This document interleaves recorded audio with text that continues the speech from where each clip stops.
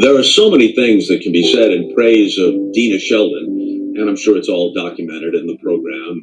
An endless list of important assignments the world over, spanning many, many years, a distinguished career in television sports. It's obvious she's a master of her craft. But above all else, at least to me, what shines through about Deena is the joy she takes in her work, her irrepressible personality. She has one of the great and endearing smiles that you'll ever experience. And that smile is ever present.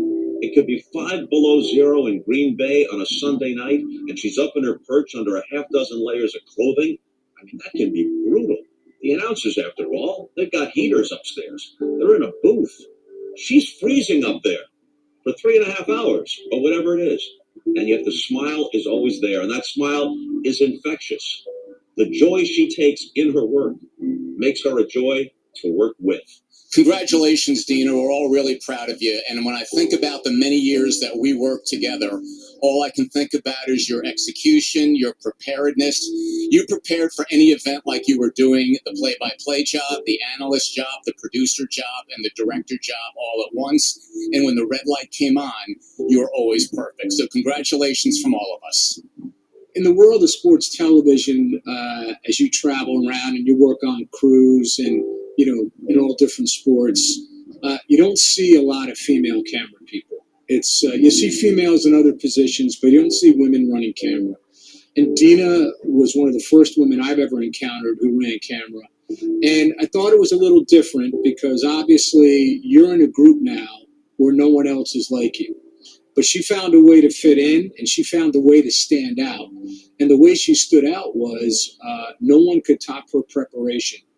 She is one of the only people that I've ever worked with who, before the season started, asked me for the media guides of every team in the league so she could memorize what the quality control coach of the Chicago Bears looked like, because that was going to be her assignment if the Bears were on the near side of the field. And that's the way she approached everything.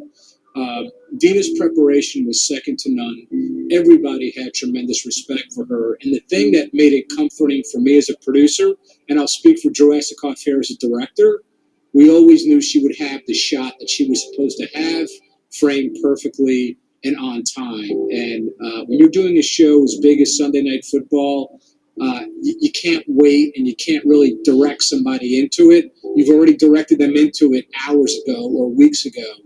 And she was never not in the right spot. And I can't tell you how comforting that is when you're in front of the truck and those shots need to be had now, and she was always there.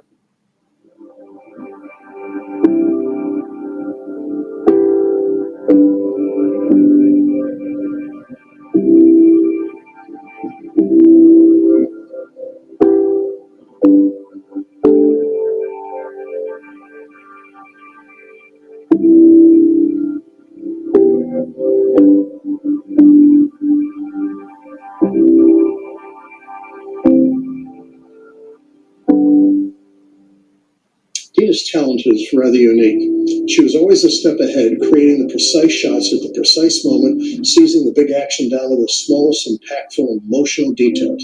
As a director from the world of news and sports, I can almost take her camera blind. That's how much I trusted her eye. It seems nothing stood in her way on the field or a convention floor. Her ability to know what, when, and who to capture is a testimony to her astonishing talent. Throughout Deena's horse racing career, she'd always been a high-type horse ISO. But in the 2018 Preakness Stakes, we asked her to be the Turn 2 exit camera, which is an important camera that covered the loading of the horses for the race and was a key replay in the final turn. Little did we know this would end up being the defining live shot of this race. With the track engulfed in fog, Deena had the image of the horses as they emerged from the fog and entered the home stretch. I'm a big believer that things happen for a reason, and Deena was meant to be there to capture this moment.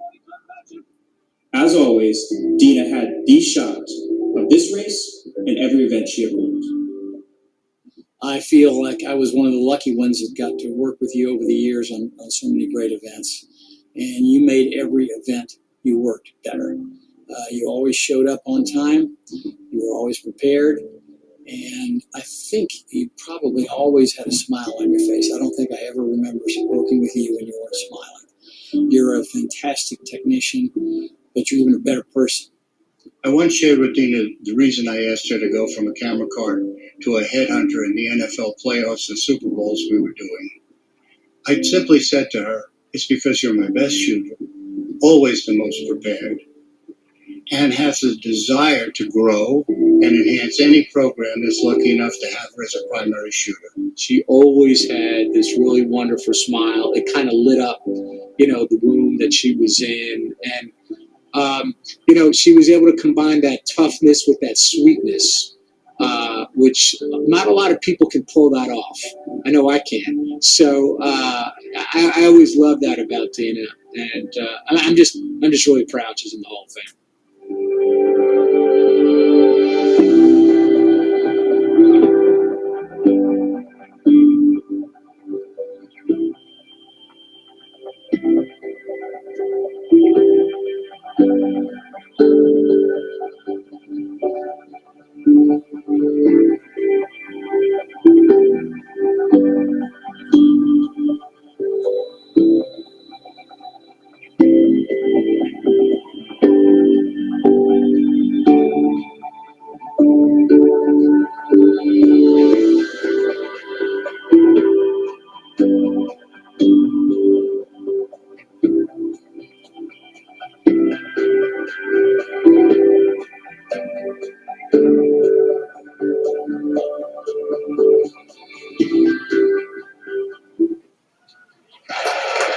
Ladies and gentlemen, please welcome the woman who thankfully traded Capezios for cannons, the inimitable Deena Sheldon.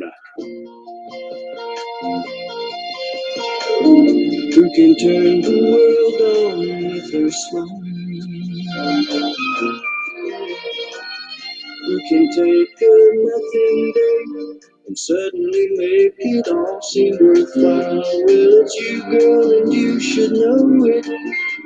With each glance and every little movement you show it, love is all around, no need to waste it. You can never tell, why don't you take it?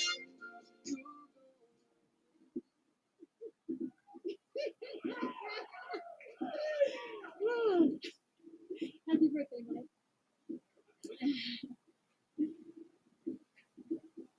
First, I want to thank the people who live in my heart and soul every day. My mom and dad, my grandfather, my coach Dean Brittingham, and my friends Georgia Green, Mary Gaffney, Ann McGregor, and Eric. I also want to reach out to my closest friends who really wanted to attend tonight. Matt and Ro Ryan, Hetty Page, Clay DeGrew, Grant Paulson, Mike Everett, Seamus O'Connor, Shelley and Lee Archibald, Sherry Sears, Joyce Zachary, Angie and Ruth McCartney, and Dr. Joshi. That would have been a big table.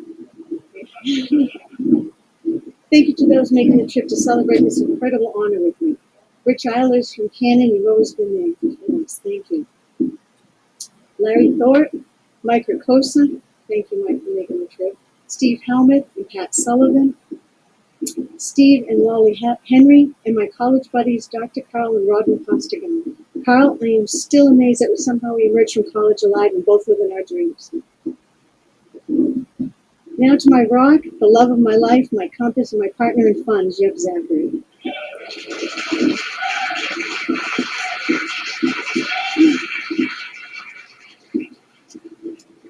With you, we continue to live the adventures that dreams are made of, and we are far from done.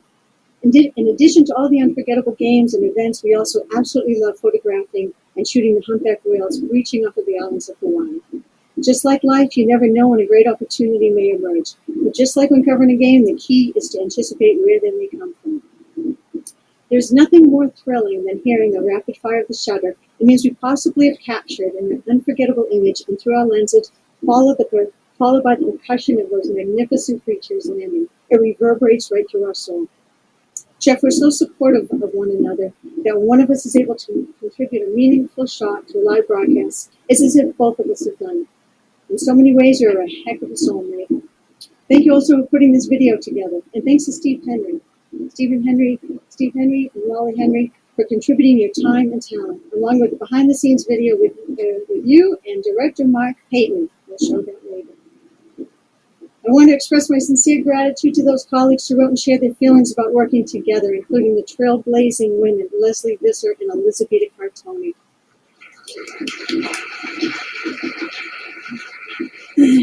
Bob Costas, a longtime mentor and inspiration. We go so far back together over so many years, covering so many big events.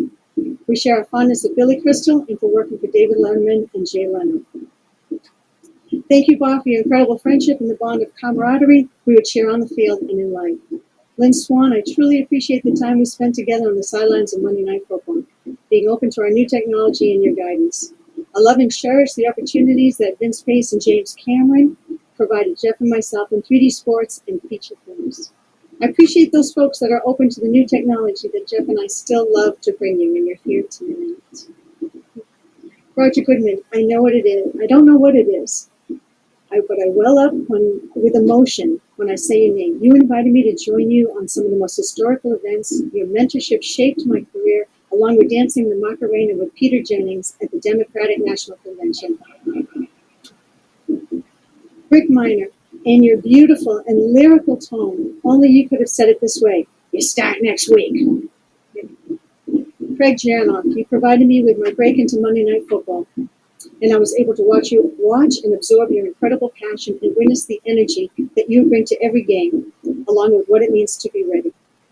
Mark Payton, I couldn't wait to get on the headsets to join your shows. There was such a beautiful mix of levity and with an air of intense anticipation. Thank you for such a long friendship. Larry Cavallina, the laughter you created during the show emanated throughout the PL. Thank you for so many opportunities, your trust, and your decades-long friendship. Fred Godelli, the quality control coaches for the Chicago Bears is Omar Young and Ronell Williams. There is no detail that you ever left out of your camera meetings. You always got us ready. I learned so much from you. Thank you. Drew Esikoff, congratulations on your induction into the Hall of Fame.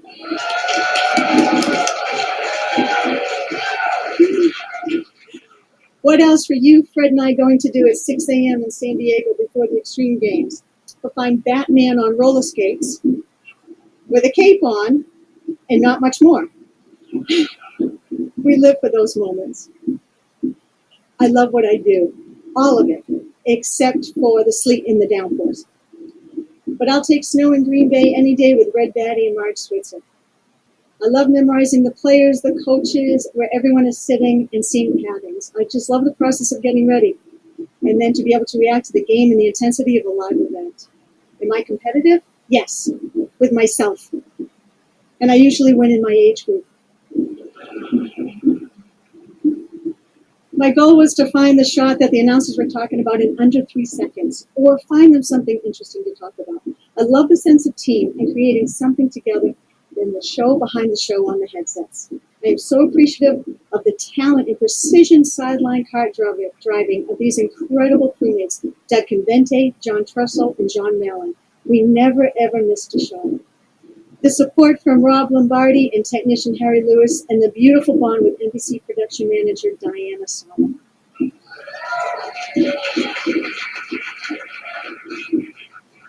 And the love of the entire NBC Sunday Night Football crew who are here tonight. I loved when Drew, Fred, John, Mann, and I would go on early to watch the warm-ups, especially looking for the players who were injured, whether they could go that night. Coach Mann was always so inquisitive about all the small nuances, and I learned so much from him. Now, it does seem, though, that after the camera meeting, we are split into 2 teams. The production and tape ops all go back to stay warm and dry in the trucks. And the camera ops are all still looking for the one restroom in Kansas City, near the field down the long tunnel. The math doesn't match up when the entire field has to go during halftime. But sometimes being the only woman on the field crew has its benefits. I became an honorary Kansas City cheerleader each time. And they had a special locker for me in their locker room. But I always felt that we move as one. We have one another's backs. It's the craziest sense of family that I have ever experienced. Week to week, or even if you don't see someone for 10 years, we all just pick up where we left off. So after the security meeting on the field that Drew would hold before each game, Jeff would always say to me, Don't let anyone take you out of your group. So we're in Chicago. Now, I understand that if I paid $1,500 for a sideline seat on the 50, and a 5,000-pound Chapman cart stops right in front of me when the line of scrimmage lines up directly with my seat, I'd be upset too. So this one fan in Chicago, he's just on me all game. He's just not happy. Our other rule of thumb is don't engage. But he said that one thing. That one thing. Lady, move your fat tuchus out of my way. I take one ear off and say, buddy, 200 lunges a day. This isn't fair. Okay?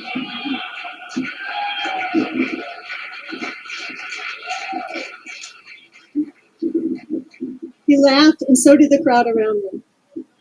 We would then see each other every time I went back. I want to thank from the bottom of my heart for this incredibly meaningful honor Ken Agard, Ken Kirschbaumer, Kerry Bowden, Jason Dogman, Michael Goldman, David Beld, and Greg Forbes, and the entire Sports Broadcasting Hall of Fame committee. I am overwhelmingly grateful to be inducted with this year's class. I would like to extend my congratulations to the other inductees. Ken Agard, when I received the call from you, I was speechless because I was overwhelmed with how my mom and dad were feeling from the heavens. They were over the moon. I also think they secretly voted. Thank you.